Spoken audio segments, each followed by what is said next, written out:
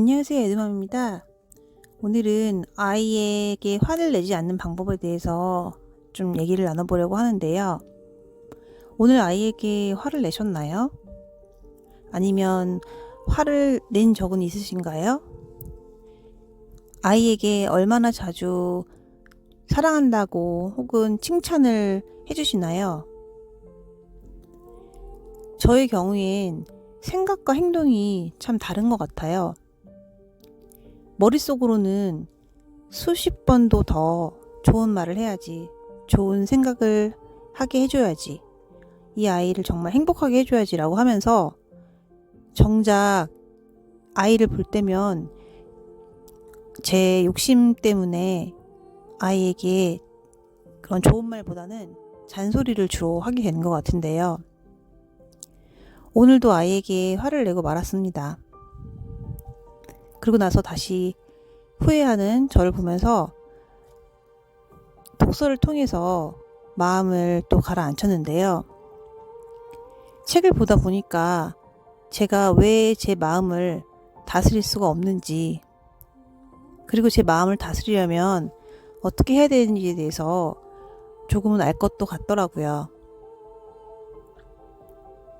그런데 항상 그때뿐이고 알게 된 것을 실천하기까지는 좀 더 많은 연습과 그 반복적인 마음속에 각인이 되어야 그것이 비로소 아이에게 행동으로 나가는 것 같아요.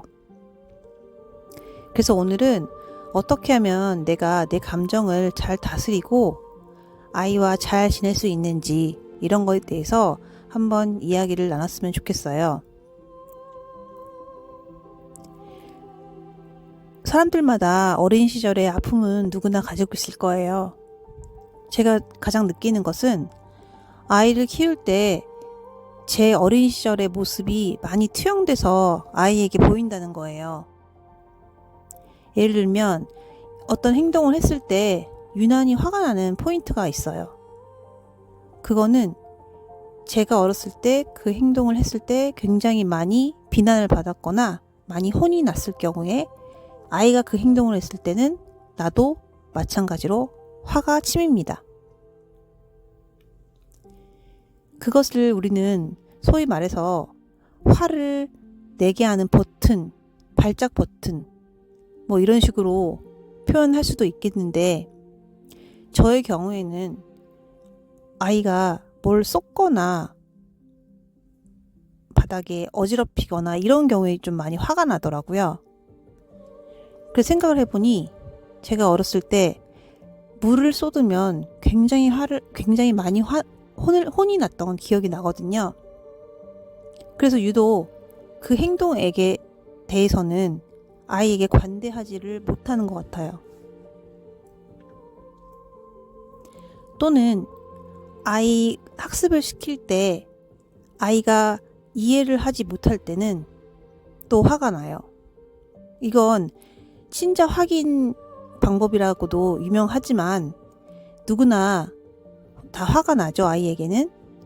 그렇지만 저의 경우에는 제가 생각했을 때 좀 너무 어린 아이에게 지나치게 많은 것을 바란다, 이런 생각을 제 스스로도 많이 하거든요.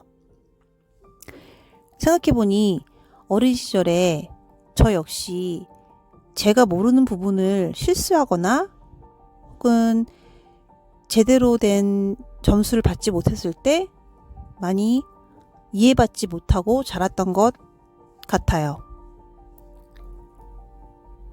그랬던 경험들이 저 역시 유아할 때 그것에 대해서 관대해지지 못하고 아이에게 화를 내는 형태로 자꾸 키우게 되는 것 같은데요. 중요한 것은 아이를 잘 키우기 위해서 우리가 이렇게 다 노력하는 거잖아요. 그러면 어떻게 하면 아이에게 화를 내지 않고 내 감정을 다스리고 아이를 잘 키울 수 있을까요? 그것은 바로 자신이 어떨 때 화가 나는지를 잘 돌이켜보는 거예요. 아까 제가 말씀드렸던 포인트처럼 내가 어땠을 때 나는 가장 화가 날까? 이것을 먼저 살펴보시고요. 그 다음에는 그것을 알아채는 거죠. 아, 나는 이럴 때 화가 나는구나.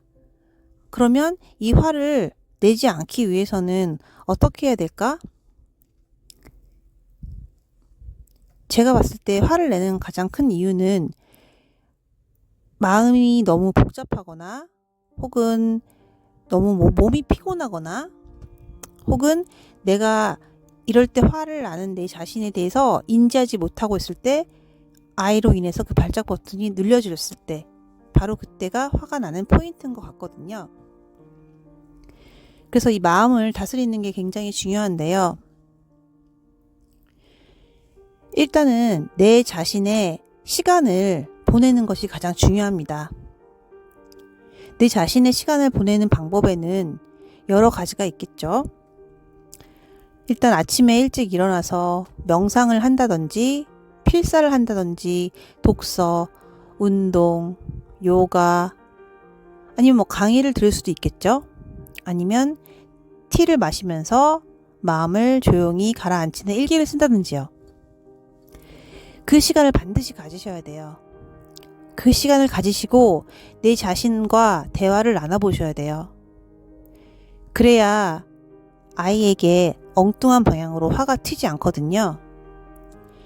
이건 저의 경우일 수도 있다는 생각은 들지만 제가 봤을 때는 모두들 다 비슷할 거라 생각을 합니다.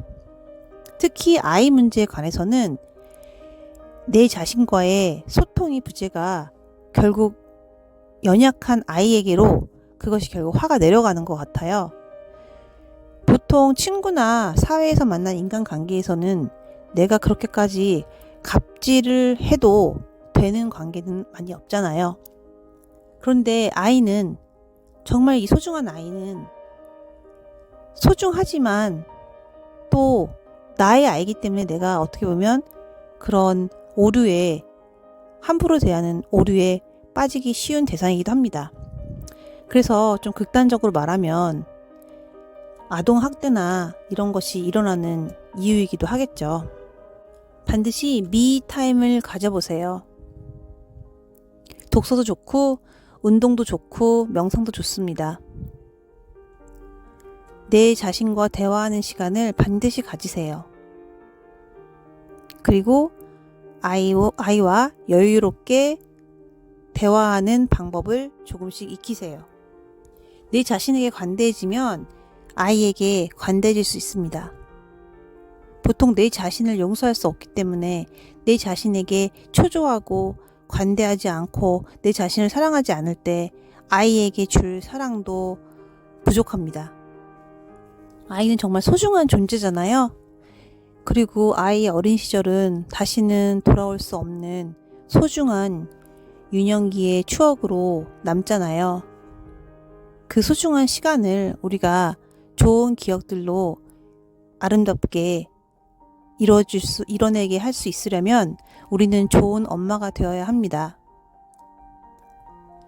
좋은 엄마가 되려면 아이와 좋은 추억, 좋은 말들을 많이 나누어야 해요. 우리는 좋은 추억을 주려고는 노력하지만 부모의 말이 얼마나 아이의 인생에 큰 영향을 미치는지는 잘 인식하지 못하는 것 같습니다. 그래서 저도 늘 이렇게 실수를 한답니다. 하지만 미타임을 온전히 보낸 날에는 아이에게 너그러워질 수 있어요. 이건 정말입니다. 자신만의 시간을 가지시고 아이에게 화를 멈추세요. 저는 아이에게 사랑한다는 말을 몇 번을 했는지가 중요한 것보다는 아이에게 해서는 안 되는 말들을 하지 않고 참을 수 있는 인내심과 너그러움을 가지는 것이 훨씬 더 중요하다고 생각합니다. 자신에게 관대해지세요. 자신에게 좋은 생각을 품으세요.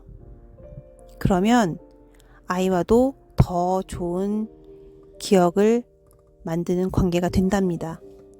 저 역시 아이와 오래오래 좋은 관계로 유지되는 사람이 되기 위하여 오늘도 미타임, 그리고 내일도 미타임, 5년 후, 10년 후 나에게까지도 미타임을 가질 것을 약속하면서 오늘 영상을 마치겠습니다. 그럼 들어주셔서 감사합니다.